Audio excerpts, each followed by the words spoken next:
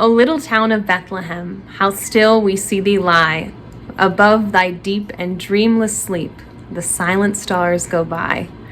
Yet in thy dark streets shineth the everlasting light. The hopes and fears of all the years are met in thee tonight. Many hymns that were written originally for children have captured the imagination of those young and old. Such is the case with O Little Town of Bethlehem. Phillips Brooks wrote this beloved Christmas hymn for the Sunday school children at his Philadelphia parish, Holy Trinity Church, following a pilgrimage to Bethlehem in 1865, according to British hymnologist J.R. Watson. The hymn was printed on an informal leaflet in December 1868 and then appeared in the Sunday school hymnal in 1871.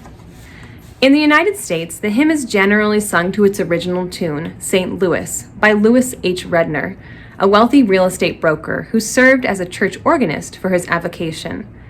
UM hymnal editor Carlton Young notes that Redner increased Sunday school attendance at Holy Trinity Episcopal, where Phillips Brooks was rector, from 36 to over 1,000 during his 19 years as superintendent. According to the story, Brooks traveled on horseback between Jerusalem and Bethlehem on Christmas Eve. Quote, "Before dark, we rode out of town to the field where they say the shepherds saw the star. It is a fenced piece of ground with a cave in which, strangely enough, they put the shepherds. Somewhere in those fields we rode through, the shepherds must have been. As we passed, the shepherds were still keeping watch over their flocks or leading them home to fold." Brooks participated in the Christmas Eve service, writes hymnologist Albert Bailey, conducted in Constantine's ancient basilica, built over the traditional site of the Nativity, a cave. The service lasted from 10 p.m. to 3 a.m.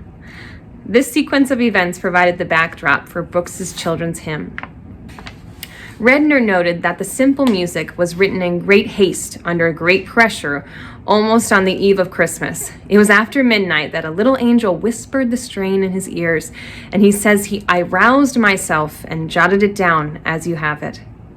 Ralph Vaughan Williams paired this text with the British folk tune Forest Green for the English hymnal in 1906, a marriage that Australian hymnologist Wesley Milgate called one of the many happy inspirations of the music editor Vaughan Williams.